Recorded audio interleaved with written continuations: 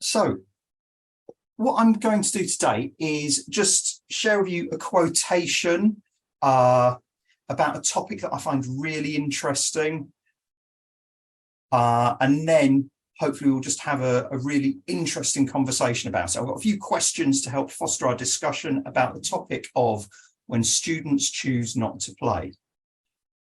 Now, in my own teaching, I really like using active learning. I really like using playful approaches, but sometimes I get a student who finds it more difficult. They don't want to be doing an active learning approach for whatever reason. And I just wanted to talk today about how that happens, how we feel about it. Is there anything we can do about it? Is there anything we should do about it? Is it fine for people to be opting out of this sort of thing as well? Which I think is a legitimate discussion as well. And what I've got is a quotation from a paper by Andrew Walsh. I'll share the paper later. I can put it in my chat too. And in this paper, Andrew did semi-structured interviews with 14 practitioners who used playful approaches in their own practice. And he wanted to find out how they provided a context to give permission to play. And I think this has got parallels to what we're talking about today with active learning, because it's permission to use these active approaches. And this is the provocation, the section that really sort of struck me when I was reading it. Several interviewees described how they saw people not playing as a barrier to others taking part. And this was the most common reason for trying to force participation in one activity. It was described how when students choose not to play, they can create a schism in the class or in the group that people cannot get over. Because if people are not on the playful side of the river, there is nothing you can do and the others can't cross. And I thought that was really intriguing and resonated with some of my experiences. So I'm going to ask you a question now. How do you, if you've encountered this situation where students aren't participating in an active learning activity, that's a lot of actives in one sentence, how did you feel about it? How would you feel about it? What would your thoughts on that be? So what I'm going to do is invite people, if you're comfortable to do so, to just type in the chat your responses to that question, and then we can call on people to put on their microphones if they want to, and we can have a bit more of a discussion about it. So I'll just give you a minute to compose your thoughts on that. So how would you feel in this situation if you have a student or students not participating?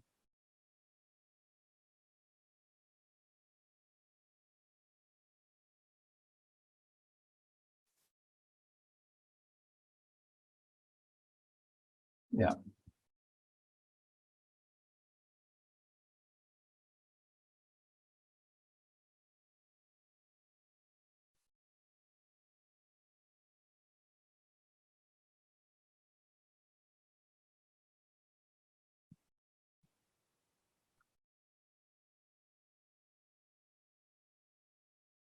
That's very good points.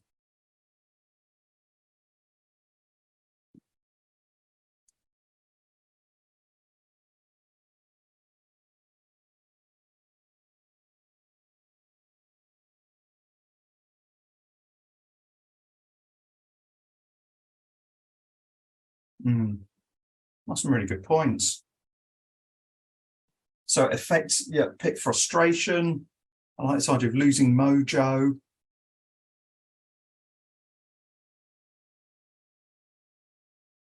Yeah, and if there's a reason for it, it's understanding why. And if we're being inclusive, taking count of it. Excellent. Thank you for those contributions so far. Can I tempt anybody to put their microphone on and talk about this question? Maybe your frustration, somebody who said that they felt frustrated. That seems quite a common theme that came through. Looks like Julian has volunteered to say something if Oh, please, because I can't see if people put Yeah, hands go up ahead, and there. I Yeah, can see there's a cut. Yeah, I think Roger's raised a hand as well. yeah. Julian, do you want to unmute first? Yeah, it's a really great point you've made there. I think I put on mine very dry. I think that's the way I would describe it. I come from a background of working in informal education prior to moving to HE. So I used to work at a mission. And a lot of that work was active discussion, sharing, collaboration. We didn't really have a classroom. We just had any room we could find.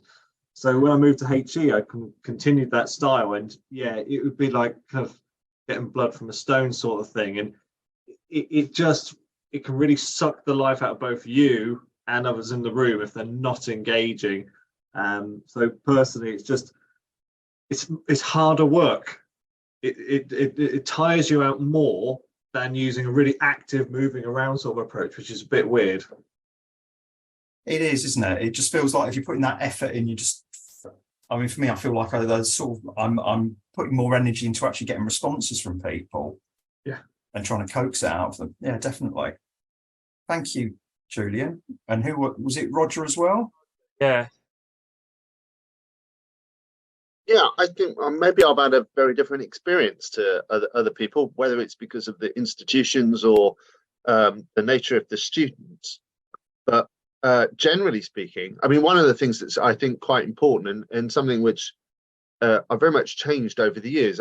When I first started out teaching, I would encourage as much as possible everybody to participate, and I would give them the reasons why that was important.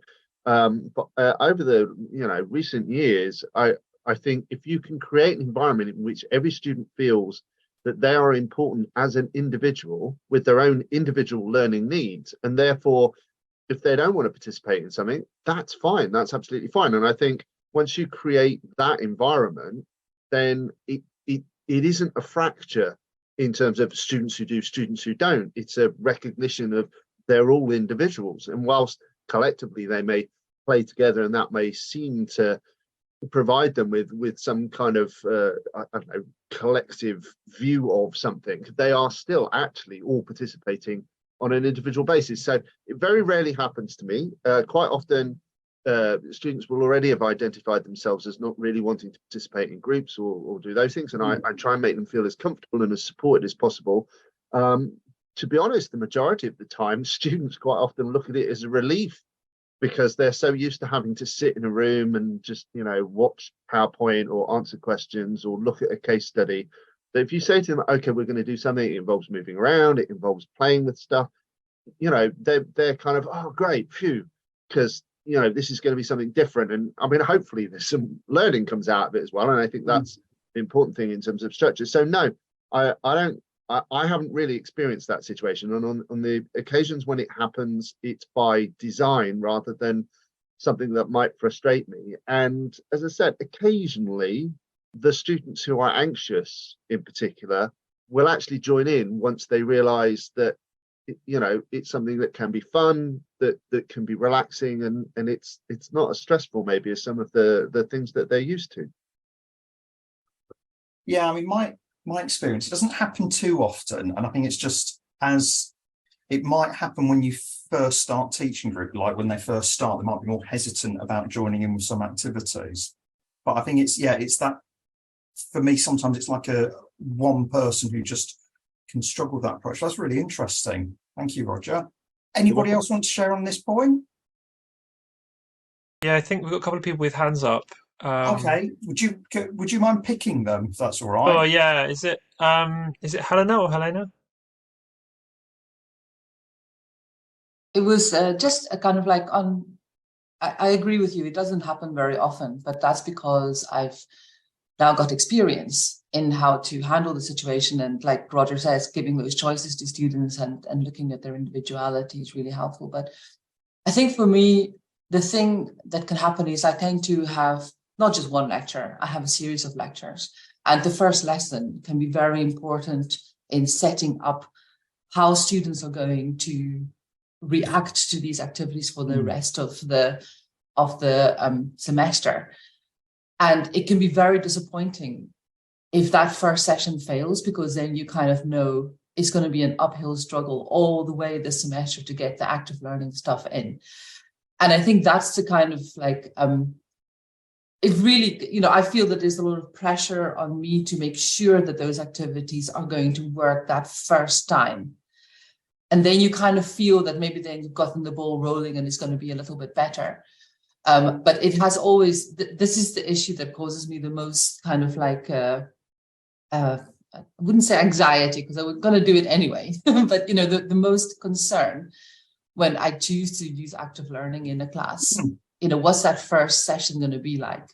And how can I make it so that it is the best so that they will engage and they will do it?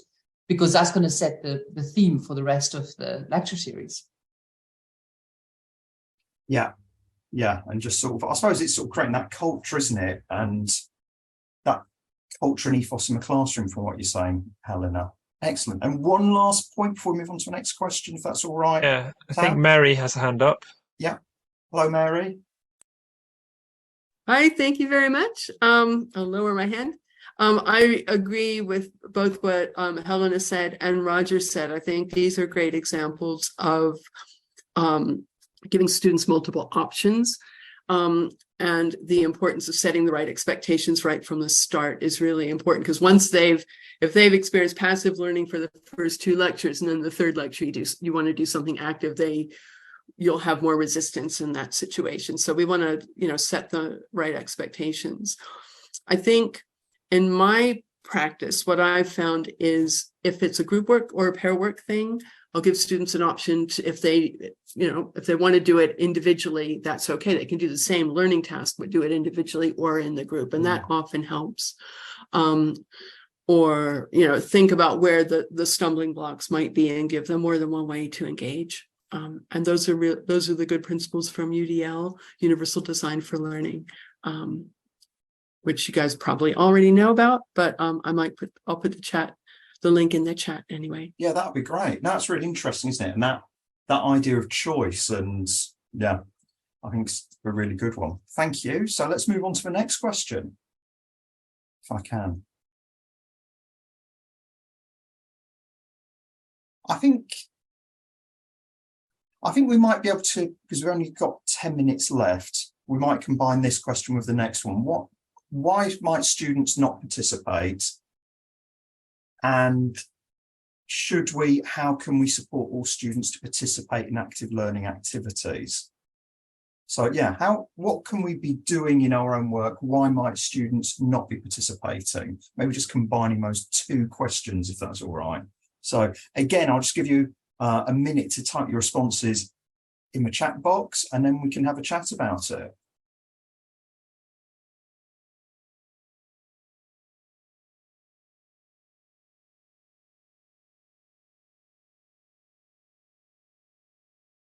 Yeah, an interesting point, Heather, definitely. We can talk about that as well, if you want to sort of mention that after this activity.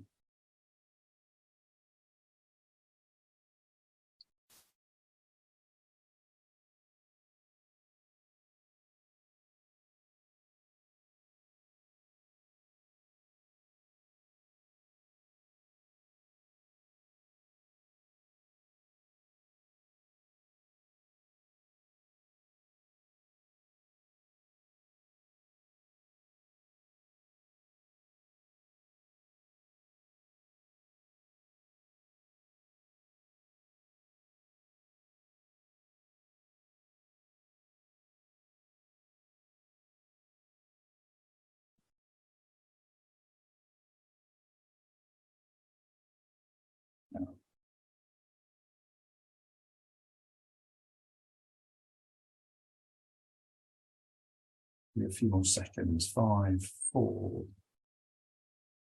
3,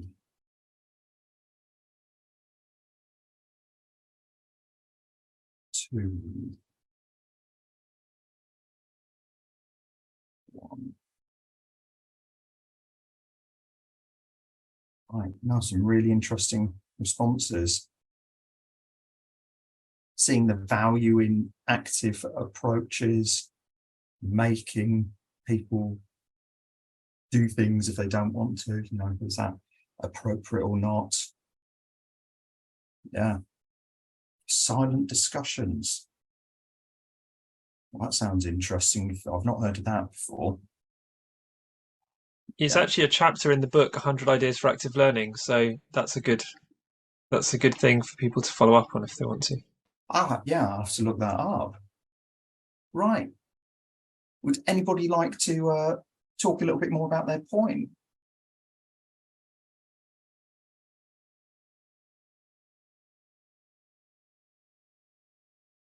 Maybe if anybody, if anybody's got their hand up, I'm happy for you to sort of pick somebody. I can't see any hands up at the moment, but Or maybe, yeah. Yeah, no, Paolo's got a hand up actually, I think. Yeah, I was just sort of making the point that we sometimes are fighting against a culture in HE, particularly. We're trying to create a culture within our classrooms, but the students are expecting and have a culture of coming to lectures and listening and taking notes and not necessarily engaging or getting to the other side of the river. And that can be, it's a sort of a learnt behaviour, but also quite a comfortable behaviour as well. You know, sort of the easiest path to getting their exam results isn't necessarily to engage in learning tasks, which can be revealing and, you know, anxious building as well. Yeah. I mean, if there's that element where people don't want to be participating and not seeing the value in it. I think somebody was talking about it before, but if it's a new way of teaching, because I can imagine a lot of experiences students have when they're in secondary school is just a transmission of knowledge. There's a certain amount we need to get over to people to be able to pass assignments. So I think it's kind of understandably, if students have experienced that throughout their entire educational journey, that's something that needs to be unpicked. Yeah, thanks. Anybody else? Julian's got a hand up. Is that a new hand? No, it's me again. Sorry, I just No worries. Great. I think I put in my box. I think a few people looking at the comments have put it, this notion of tradition. We find it especially more with our mature learners that we have. Our younger learners, the colleges and schools are actually utilising more active learners, so they're quite more engaged. But we find with a lot of our students who participate later in their life, they're kind of used to this expectation of what a university is. I sit, I listen, I make notes, I write an assignment, and I pass. So it takes a little while for them to get into the swing of things. Sometimes they're kind of like, I can have a voice, I can share, I can talk, and go, yes, you can. So a lot of the time it is that traditional viewpoint of what a university is and how we should learn is just through listening to someone more experienced, in inverted commas. Mm.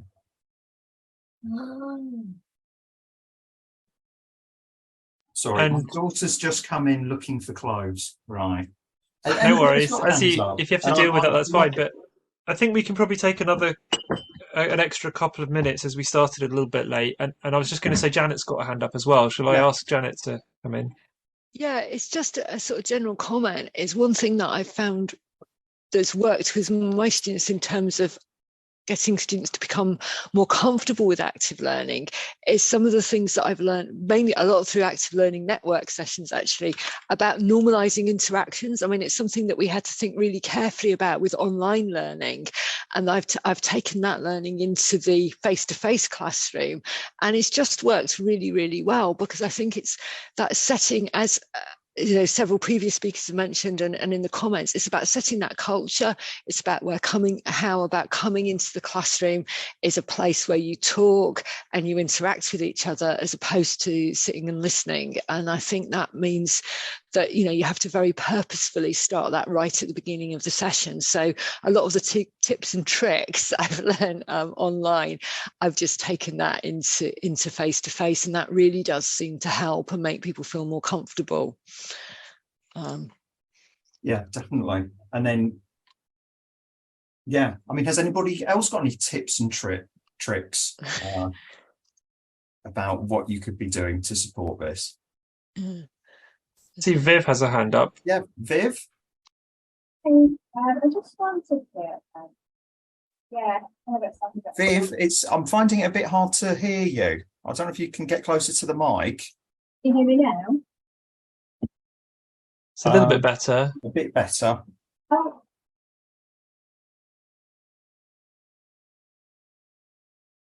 I'll come back. Okay, sorry. Have we got any Does other it- hands up? Yeah, while we're waiting, does anyone have any tips? That was what John was Yeah. asking about a moment ago.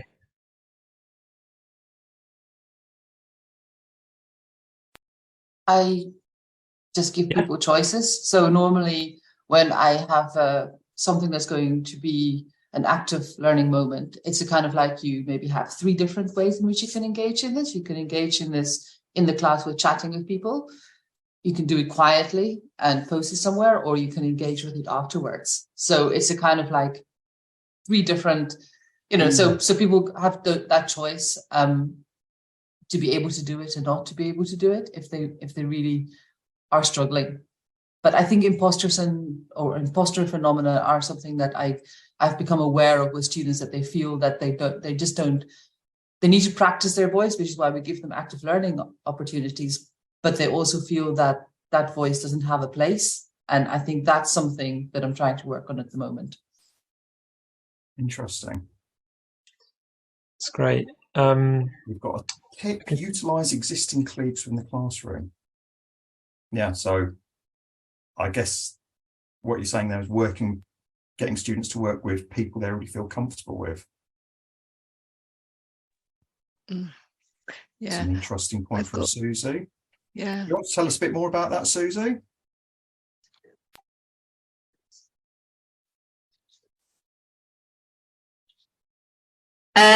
Not really. Oh, right, so it says what it says what it does on the tin. That's fine. Was that about the neoliberal? Is that the neoliberal one? Yeah. Sorry, I'm not going to put my camera on because I've just washed my hair and I look a state. Oh, don't worry. Sorry. Yeah, I mean, I'm sure it does come up in conversations, but sometimes it's a bit absent. And I think we don't operate in a vacuum, and we're working in this neoliberal context where we are a business selling a product. And I'm not saying I agree with it at all. It's problematic.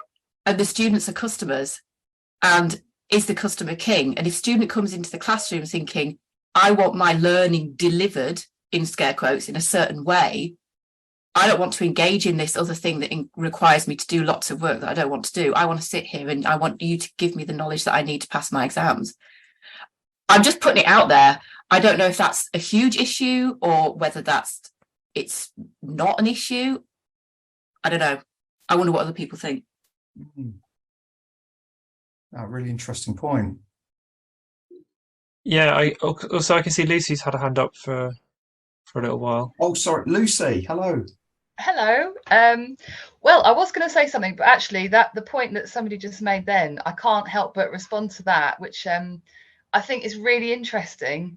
And I wonder, I often go back to the classic gym metaphor of higher education where, we all have like mutual responsibilities, and students and the university both need to be investing their own kind of efforts. And I wonder whether there's something about value. Someone said earlier about seeing the value of active learning, and do we do enough to sort of envision students with the kind of the benefits and the purpose of active learning. I was just going to say something about how at Brighton we're thinking a lot about how we support and design the curriculum in a sort of incremental process, and so thinking about the importance of level 4 and how you start then day 1. And just a simple facilitation technique that I use all the time is think, pair, share. And just that principle of getting students to think and reflect individually, and then just talk to one other person, and then those pairs can talk in smaller groups and then bigger groups, and build up to students being able to contribute to a large group discussion. Because if we're throwing them in the deep end, in a seminar context, for example, where students are terrified of contributing, we need to scale it back and think small. And I think that principle you could apply in lots of different settings and classroom contexts and online activities. And it is, in my opinion, about building confidence and, developing that culture and everything that everyone's already said. So that's all from me. Thank you. No, that's really interesting. Thank you. I mean, it makes me think of, I mean, because I'm a primary teacher by background, sort of scaffolding, learning, scaffolding how you use different approaches. And it's starting off with some things that people are going to feel really comfortable with when they first start, and then that's going to let you access different active learning approaches, different playful approaches as you go along. Excellent. Are there any other? Yeah, is it? Up? Or Well, is that time called? No, I think we can probably go for another 2 minutes, but I know Viv wanted to say something and went specially to get the headset, so maybe we can. Oh yeah, of hear from Viv. course. Yeah. Hi Viv. Hi. Can you hear me? Yeah, that's better. Oh, good. Yeah, I just wanted to pick up on a couple of points. I think sometimes there's a lot of assumptions from teaching staff about what students know and kind of how they're going to behave in a class. And sometimes even when you're an active teacher, the students may have experienced other teachers that are not as active and they do the traditional, I'm just going to tell you loads of stuff. So I think whenever you're teaching a session, you need to be careful not to make assumptions about students knowing what active learning is and what to expect.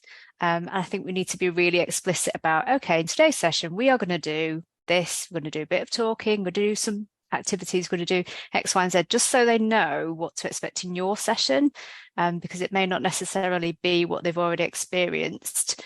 And one of the things I was thinking about was, I mean, for me, I work in the academic skills team, so I often just see groups as a one-off. But I guess if you're a lecturer with a regular group, could you try perhaps graded interaction where you start off doing a small bit of active learning and then you gradually build it up either through the session or over a series of sessions, so that you've built that trust and rapport at the beginning and you're kind of gradually building it up, and hopefully the students' confidence will increase as well as the time goes on over the sessions. Yeah, that's some really interesting points there. Yeah, and then would grading work? How would people feel about that as well? Yeah, really interesting. Thank you, Viv. Right. Okay, I know, Janet, you've still got a hand up. I do think we're about at time, though. Was there anything you wanted to add very quickly, Janet? Yeah, just very quickly, and I think this kind of, it's being picked up by Lucy in a comment on Think, Pair, Share. Is one of the things that I find really important for promoting students to contribute is to give them time to think. Because if you fire a question at a group and expect everybody to answer, you tend always to get the same people, but saying, right, we're going to give everybody 5 minutes to think about this and then talk to your partner and then contribute.